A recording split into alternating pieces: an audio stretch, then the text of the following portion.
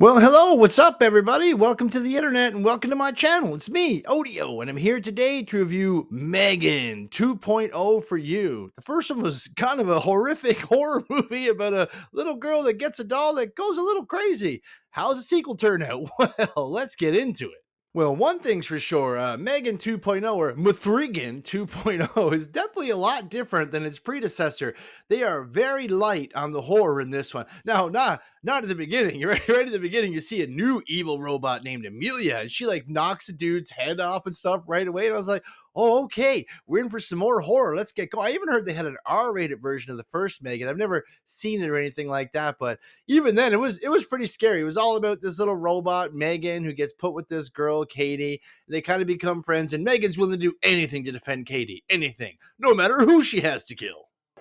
Oh, so you don't want to talk, eh? Maybe a little neck snapping will jog your memory. So for the sequel, we open up on Katie's based Aunt Gemma. She's now like, kids don't need smartphones, iPhones, tablets, none of that stuff. Like, you don't need no AI robots. Gee, I wonder why. Could M3gan have had an impact on that?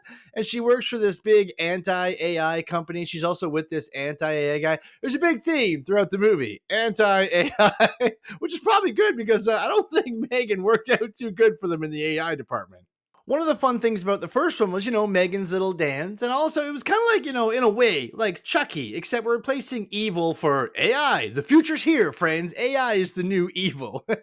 So in this one, M3gan doesn't have a body at the beginning. She's not actually really in it a whole lot, which is too bad, because I gotta say, by the time you get to the end, when M3gan and Katie interact, those are like the coolest parts of the movie, kind of like the first one. But anyway, M3gan's an AI who's went rogue and has gone missing. Now there's a new AI named Amelia, and this is like an upgraded version, like the T1000 version of M3gan, and she's going around killing people. Why? I don't know. Seems pretty evil. Because little girls are the devil.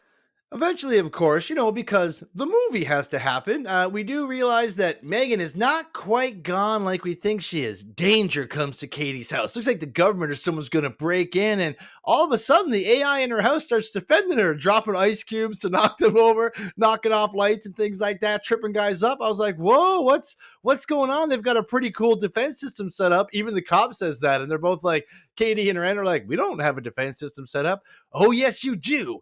It's M3gan.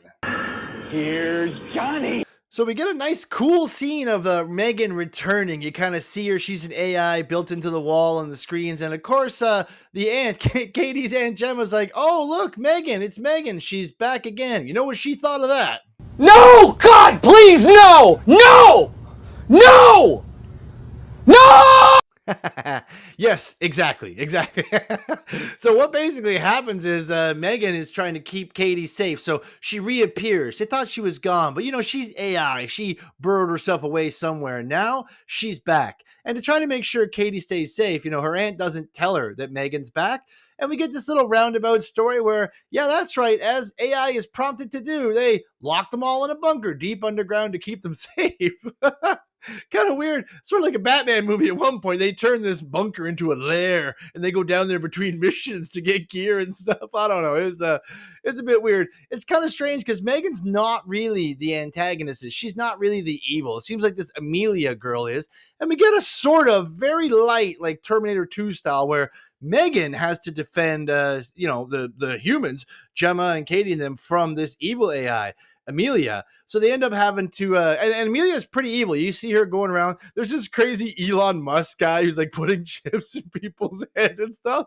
It's clearly who they're going for there. And Amelia runs into him, and boy, does she take care of business. There are some really cool murdery scenes that sort of lean back to the horror of the first one, mostly with Amelia in the first half of the movie because, like I said, M3gan's not back yet. But wait, where's M3gan, you say? This movie's called M3gan 2.0. How did we get to 2.0? Well, let me tell you. We're going to have to build her a whole new body. Bigger, stronger, faster. We have the money.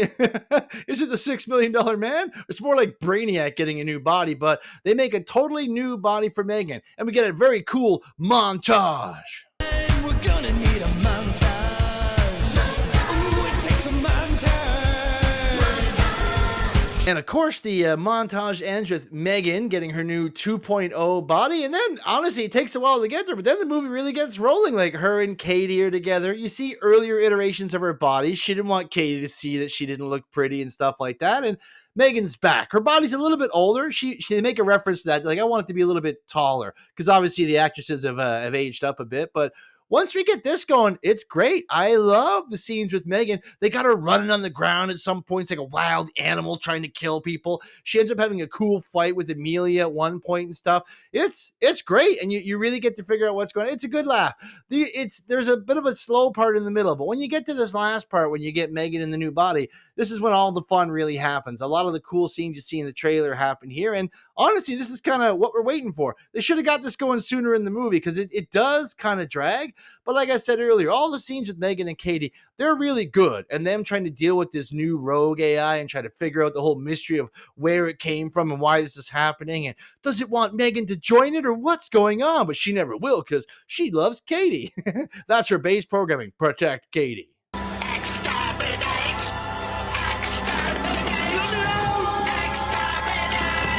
But yeah, the whole movie ends up going down this, is AI evil rabbit hole? Can they actually think? Are they really people? And the whole evil AI company dismantling what's going on, figuring out the mystery till you get to the end. It was pretty good. I had a good time. I mean, I don't think it's as strong as the first Megan because that concept was more novel and original, right? Like girl gets a doll turns kind of evil, but like sort of just overprotectively evil.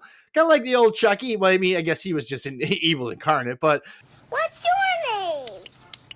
Hi, I'm Chucky, and I'm your friend to the end. Heidi-ho. same thing, right? Like it's just a doll that goes rogue after all.